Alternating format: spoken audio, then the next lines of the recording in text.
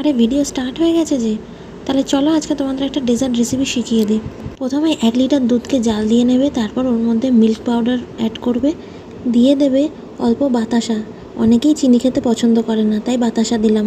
এদিকে আমি চিড়েটাকে ভালো করে ধুয়ে ঝরঝরে করে নিয়েছি ঠান্ডা ঠান্ডা দই আর কলা। দুধটাকে কিন্তু 1 থেকে 2 ঘন্টা ফ্রিজে রাখতে ভুলবে না। এবার গ্লাসে চিড়ে দিয়ে দেবো, এর ওপর থেকে কলাটা দিয়ে দেবো আবার চিড়ে। এবার ওপর থেকে দিয়ে দেবো একদম চিল্ড দুধটা, আর দিয়ে দেবো নরম নরম দইটা।